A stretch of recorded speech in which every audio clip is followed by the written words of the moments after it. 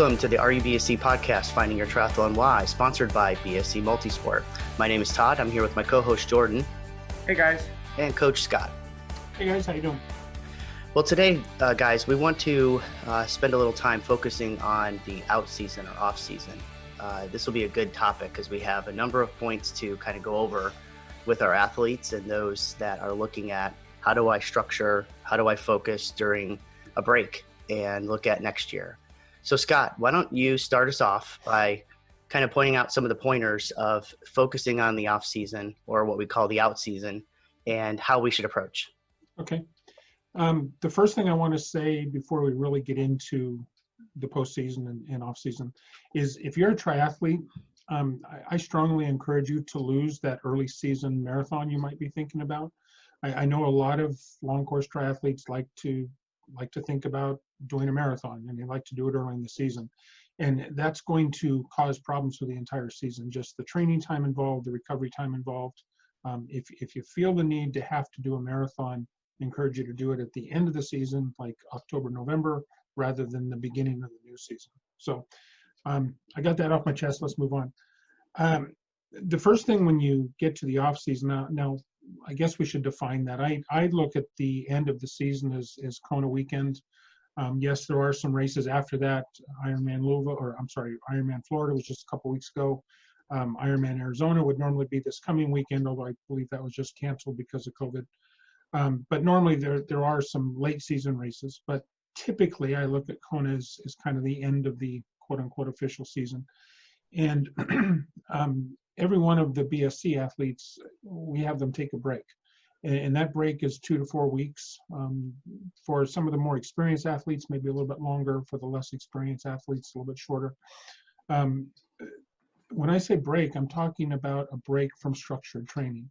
So I don't encourage them to just sit on the couch eating Twinkies and playing with a remote control for 2 weeks. I tell them, in fact, I put on the schedule 30 minutes of unstructured exercise. And what I like to see in that is just stuff where they can have fun. I know that it's a real common concern. Gosh, if I take a break, if I'm not doing my daily workouts, I'm going to lose fitness. Yeah, you might lose a little bit, but it's going to come back really quickly. The more experienced you are, the faster it's going to come back. Yes, you might gain a couple pounds. That's okay too. Actually, it's almost beneficial to gain a couple pounds, because then when you're training, you're getting a little bit of additional training stimulus because of the extra weight. So those really aren't good arguments to not take the break. During that break, you get to focus on other things that you wouldn't otherwise have time for. Family, you can reacquaint with your spouse. That's kind of cool. I know my wife always liked that. Your kids, get to spend some time with your kids that you wouldn't otherwise be able to train or do when you're training 15 to 16 hours a week. It allows for physical recovery. And a lot of people, they think after that last race, okay, a couple days later, I'm recovered, I feel great. But physiologically, you're not recovered yet. And through the course of a long season of hard training, your body breaks down, your immune system breaks down, psychologically you break down, and just taking that break allows you to fix all those things. It allows your body to heal itself and repair itself. So I look at that couple of weeks as a real critical time. I look at that as really the start of the new season, and it's laying the foundation that we're going to build the new season on. Think of it as recharging your batteries. And in fact, I look at it, people are ready to come off that break when they're anxious and antsy to get back to training. So many times I'll tell people, take the break. They'll resist it at first, then they'll start into the break. And then a week or two later, I start hearing that they're going crazy, they're pulling their hair out. And that generally tells me it's about time to get back to it. The biggest reason that I like to see the break, and this can get a little bit technical, is it goes to managing chronic training load, or CTL. As you train, your CTL comes up and up and up. And we get to a point for an Ironman, your CTL might be 100, 120 in that range. What that means, in a very general simplistic description, if your CTL is 120, that means you need a daily TSS of about 140, assuming one rest day per week. So to maintain a CTL of 120, you need 140 TSS per day. Well, that's quite a lot of training. To put it in perspective, A hard VO2 max, a 60-minute VO2 max ride is roughly 85 to 95 TSS. A 2-hour IM race pace ride is 95 to 102 TSS. You see where I'm going here. That's a lot of time involved in training. A 45-minute Z2 run is 40 to 50 TSS. And so the problem becomes one of sustainability.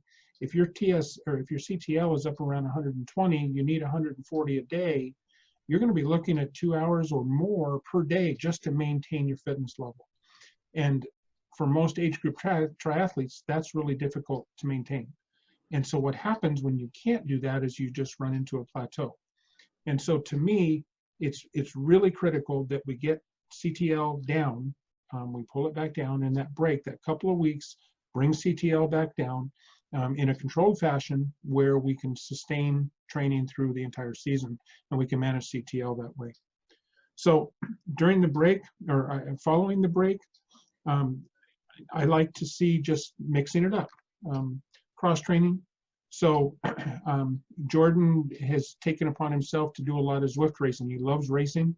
And so he's doing that. And it's sadly not controlling CTL quite as much as we want, but he's having a good time. And that is going to mentally recharging his batteries.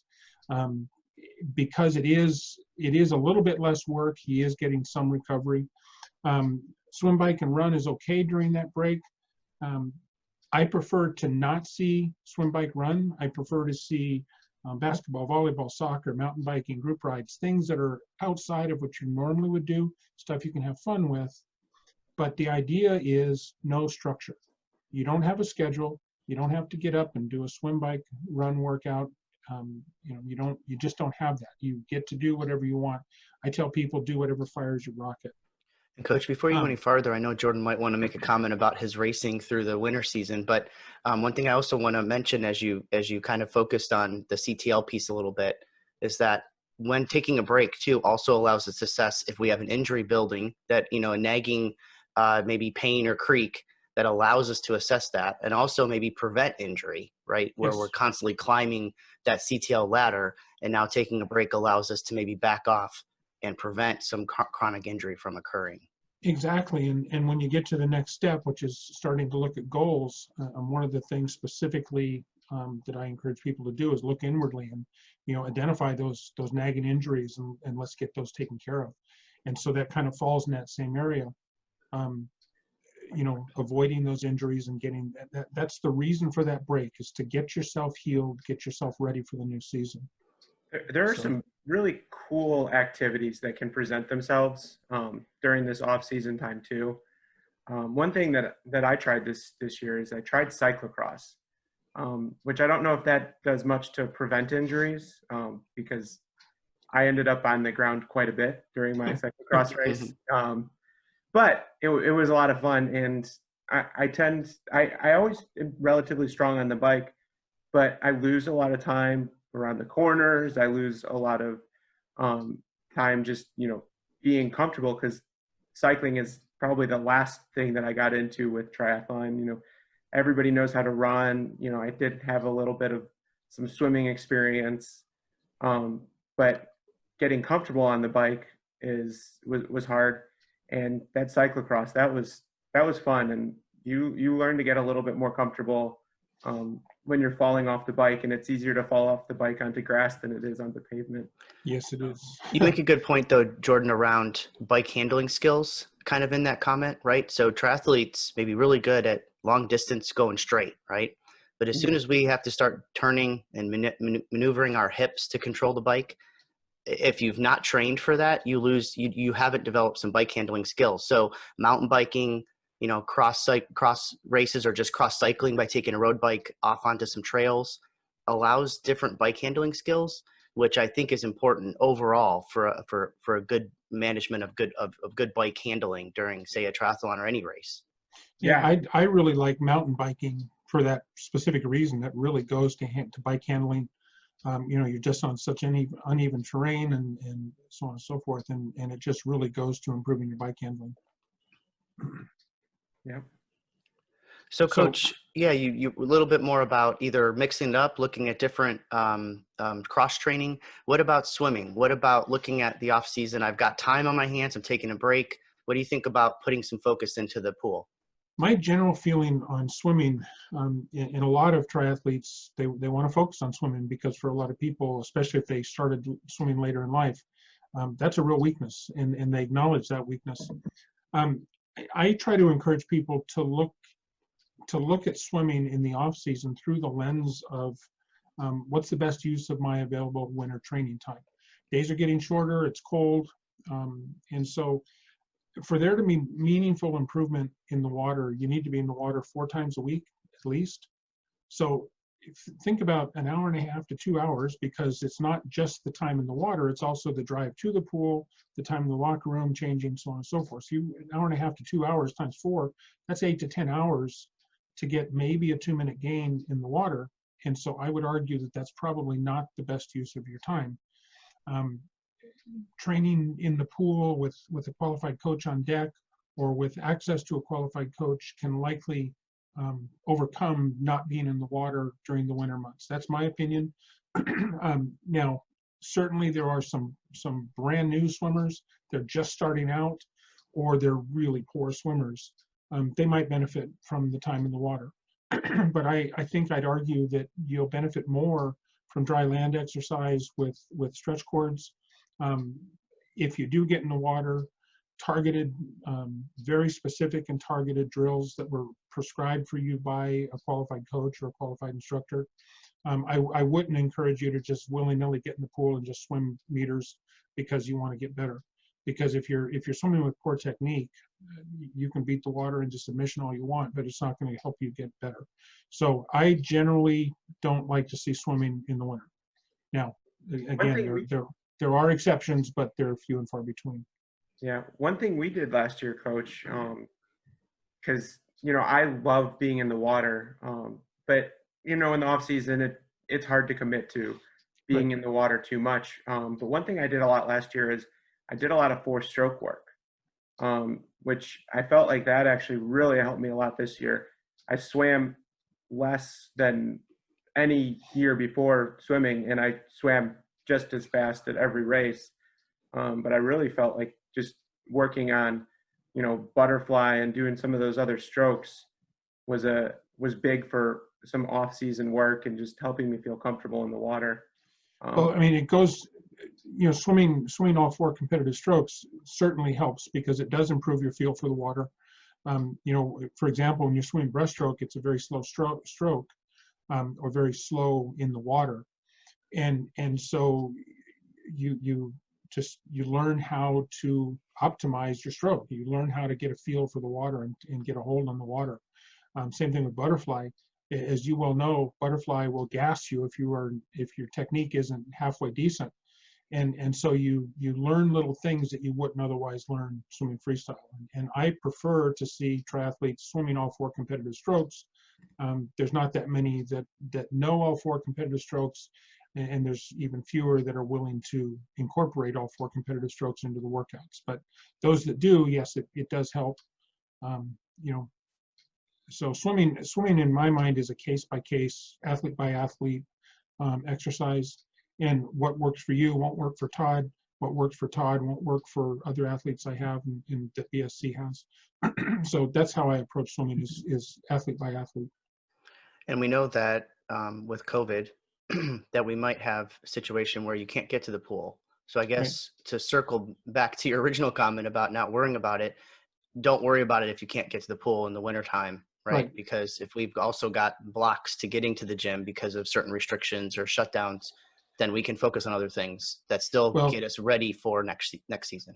We've got athletes overseas in Europe, and I know that pools in at least in England and Belgium are closed as we speak right now. So there are pools around the world that are beginning to close, and I agree. It's not going to be too much longer, I think, before that comes back to California, to the United States. So yeah, if you can't swim, don't worry about it.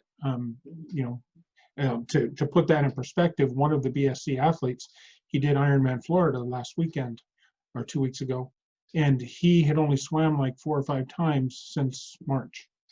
And you know, yeah, he probably didn't have the best swim he's ever had, but he did get through it. He got through it successfully. So um, I wouldn't encourage that as a way to prepare, but if you can't get to the pool, you're going to be fine.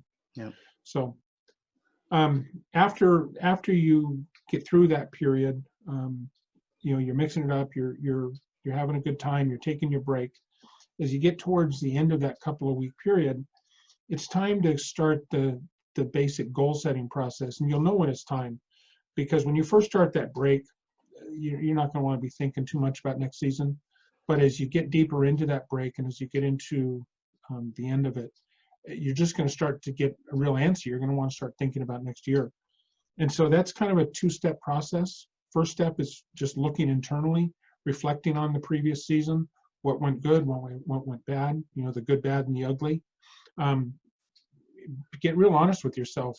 Are there any nagging injuries I need to worry about? Is that IT band really just getting out of hand? You know, for example, be honest with yourself and identify the areas, the nagging injury areas that you need to address, whether that's through medical intervention or technique changes, whatever the case may be. Those things can go towards beginning to set goals. Next, identify your limiters. Now, most adult onset athletes, and I don't particularly care for that term, but it does describe pretty clearly people that started later in life. And most adult onset athletes have a problem with swimming. I wouldn't immediately jump to swimming being the limiter because it's such a short component of the race. The key in swimming is just getting through it aerobically. For most people, the bike is going to be the limiter, but identify the limiter, whatever it might be for you. And then from that, again, you build your goals. So I want to improve my bike by this much, whatever the case may be. After you've identified or you've looked internally, then you start to look externally, and that's where the fun part begins, because you get to start looking at races. I'm a big fan of having a single A race. I know there's people that have 9 different A races through the course of the season.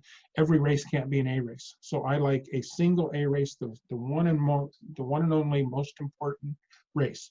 That's not to say you can't do multiple races. It's not to say you can't do multiple IM races, but it is to say that one of them is going to be the most important one. And I had somebody a couple years ago say, yeah, but coach, what if I'm doing an Ironman and I'm doing nationals? Or what if I'm doing an Ironman and I'm doing Olympics? Well, you need to pick one. If it's Olympics, that's easy. Olympics only occur once every 4 years, and Ironman you can do every year. So Olympics is immediately the A race, the Ironman's the B race. If you're doing nationals, which one do you want to do better at? If you're doing an Ironman, do you want to go to Kona? Do you want to qualify? If you're going to nationals, do you hope to podium finish? What's your goal? And you need to focus on one. There's an old saying, you can't serve 2 masters. And so anyway, you get to, when you're looking externally, you start looking at races, decide what your A race is, and then fill in the calendar with however many additional races you might want to do. Everything that you do should build towards that A race. And that's how I build the calendar. Now, after you've done all of that, then we start to look at returning to structured training. Now, next week or next episode, we're going to take a real close look at periodization. We're going to look at traditional periodization versus what's called reverse periodization. The difference, if you're going long course, you might consider reverse periodization. And if you're going short course, you might consider traditional. And the difference is that in reverse periodization, you're worrying about going fast first and then going far later. Whereas traditional periodization, you're worried about going far first and going long or going fast later. And we'll get more into that in the next episode. The final thing before you really get back to structured training is check all your gear. Make sure everything's working. You had that squeak in the brakes, or your derailleur wasn't quite, you didn't have crisp shifts. Figure out what the problem is. Maybe it's time to think about a new bike fit. When was the last time you had a professional bike fit? Those changed. And so you should be getting a bike fit regularly. Repair, replace all the defective items. Just get all your gear sorted out, get it to where you don't have to worry about it going into the new season. And lastly, find a plan or find a coach if that's appropriate. I will say if you're looking at reverse periodization, you're not going to find a pre-written plan in all likelihood that has reverse periodization. If you're going that route, you may well be looking at doing it yourself or getting with a coach, either for just some consultation and guidance or to actually be coached. Whether you're a beginner or a seasoned veteran, any plan is better than no plan. And there's lots and lots of pre-written plans out there. Team BSC, if you're a member, we've got several pre-written plans that are available to Team BSC members. You want to find a plan that complements your race goals, your fitness level, your race distance. So I can't stress enough, having a plan is far superior to just winging it and not having a plan. If you're doing your first long course race, if you're stepping up to long course for the first time, if you're on the pointy end and you're thinking about overall podiums, age group podiums, you might consider a coach. You know, if you've got a real challenging life situation, I'll use Jordan as an example. Jordan works ridiculous number of hours. He's got a house full of kids. I say that in the most possible, nicest way. Jordan's a great dad and he has lots of kids and he's constantly busy. So Jordan has a very challenging situation. And I think previously Jordan has tried to use a pre-written plan and didn't have very much success with it. So anyway, those are reasons you might consider a coach. So that's, in a nutshell, what I like to see in the postseason and the off season, if you will.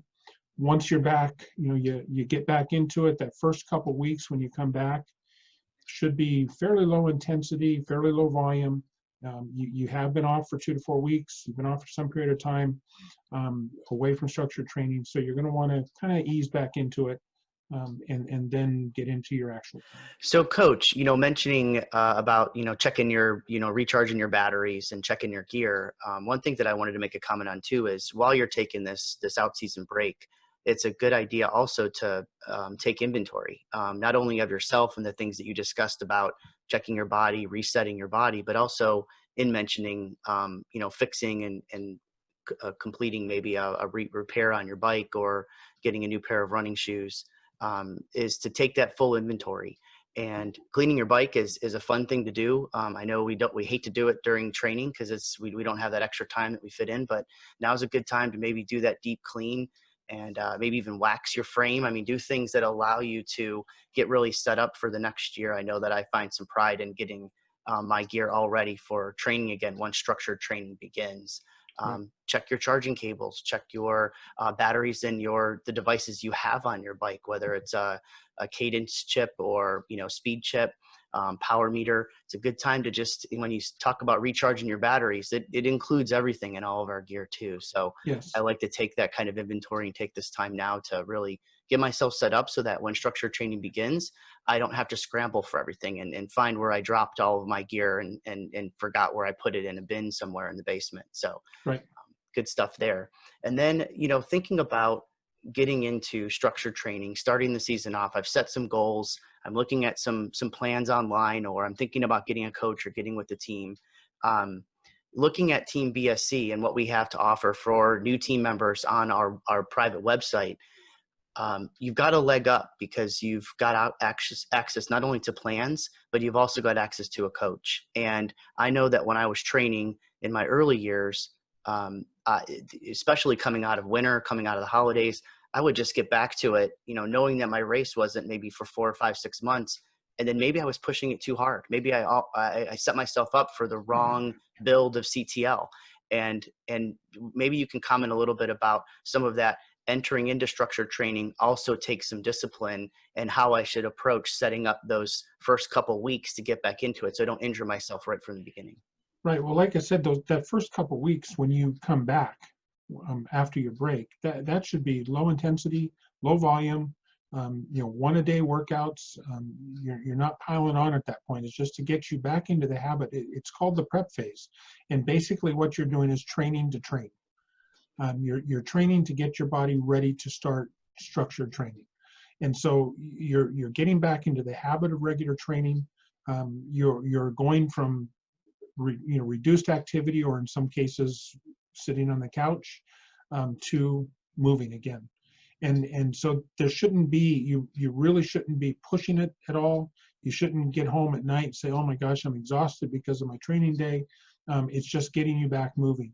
And then, like you said, you might have, we're starting that in November, maybe December sometime. If your race isn't until July or August, that's a long ways away. And your plan might be a 16-week or 20-week plan. So what do I do before that? And that's where, like you said, the team is saying, you can chat with them about what's going on. You've got access to the coach, to one of the coaches to talk to them. Hey, what's a good idea? They're not going to sit down and write a plan necessarily for, if you're on Team BSC, but they will certainly answer questions and give you some pointers on what direction you should go. Those first few months are going to be base work, which is depending upon which periodization plan you go, can alter how that's going to look. But the key there again is to have the plan, and you certainly can go online. There are any number of base plans out there. Team BSC, I know we've got a couple base plans that are just about to be released, and so that'll get you through that initial coming back off of the break period. So that's what I'd suggest. No, that's great. I think we can definitely put up some information about, membership and contact us at bscmultisport.com. There's ways to get a hold of us if you're questioning things or interested in learning more about the team and about Coach Scott and our philosophy. Definitely want to plug the website right now. And for those listening who are questioning it, we've got a wealth of resources available to new athletes, as Coach Scott mentioned. So question for Jordan, thinking about, finishing out kind of a very unique season in 2020, right? With races that were canceled, shifting goals, thinking about ways to still keep that competitive edge. And now going into the off season with quite a high level of fitness, looking at some off season racing, looking at the off season, maybe not being a true off season, right? In a way, looking at taking advantage of some races here and there that helps the competitive spirit. Then how do you prepare then mentally and physically for next season? What are some of the things you're going to look to do to make sure you're still resetting and recharging, yourself and preparing for next year? Yeah, right now it's more at the point of, just having fun, staying active. I really do enjoy Zwift racing. It's one of those things I wake up in the morning and it's like, oh, do I feel like just doing a lift? And then I'm like, oh, well, let's see what race is scheduled on Zwift. And from a mental perspective, it's just a recharge. And I had gotten up to a pretty high CTL. I was relatively big. So even if I do throw in a few Zwift races, I'm still bringing my CTL back down. I do have some time constraint challenges, which sometimes leads to having a little bit of a higher intensity level than, some traditional plans, which is where Coach Scott has really helped out, trying to, keep that CTL growing and not plateauing and not getting to a point that I'm just kind of stagnant. But the Zwift racing it's just fun. If I miss a day, it's not that big a deal. It's actually probably better if I miss a day or two, because in this off season, it does allow my chronic training load to come down, get back to a point that I can build from again. But if I were to just sit there and do nothing, I think I would get a little bit irritable. So having a schedule where I can be active, be competitive, with something that I enjoy, but also where I don't feel the need that if I took a day off, it's going to mess with my fitness going into a big race. During the season, during a build, as I get closer to a race, I don't like missing any workouts.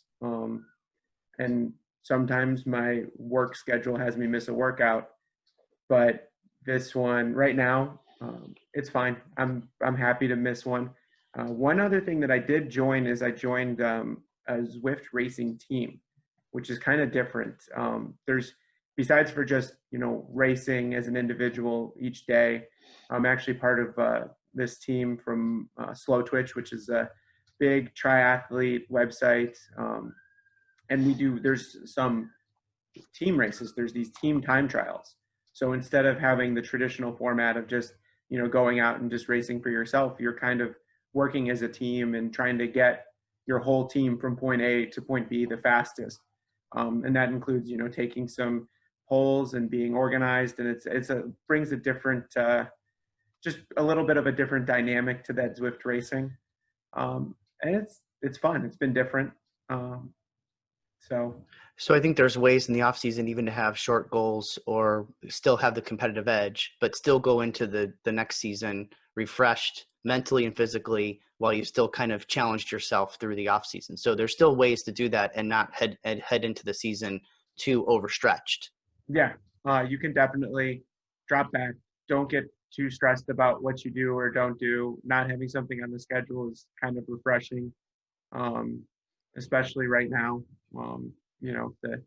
If I get home and, the kids are a little bit off the wall, if I don't run or I don't bike or I don't get a lift in, that's fine. It's better, but just staying fresh, that's the most important part. Mm-hmm. Having fun with training. We spend more time training than we spend racing. So if you're not enjoying your training, then what's the point, right? It goes back to what I'd said earlier, that this break period and that early coming back period, it needs to be fun. That should be the overriding focus and goal of the break and that immediate coming back, that first few weeks coming back, because it needs to be fun. Because like Jordan said, we spend so much time training. If you're not having fun doing it, what's the point? Yeah. So. Yeah, the break does allow you to shed some frustration or some pain, some fatigue. You shed that and you kind of come out with a new skin heading into the next season. So yeah, I've had so many athletes when I first say we're going to take a break and they roll their eyes and more than one athlete I've literally had to quote unquote have a fight with to get them to take the break. Jordan's one of them. We've had battles over it before, but most of them, once they do it, they're like, wow, coach, you were right. That's the best thing I could have done. So, I strongly encourage it. I really consider that the critical beginning to the new season. Well, this has been a great topic to focus on now that we head into the off season and get ready for some unstructured training before we head back into goal setting and structured training. So thanks, guys. Really appreciate the discussion. Thanks for listening to the RUBSC podcast. Find us on bscmultisport.com and we'll see you in the next podcast. Thanks for listening.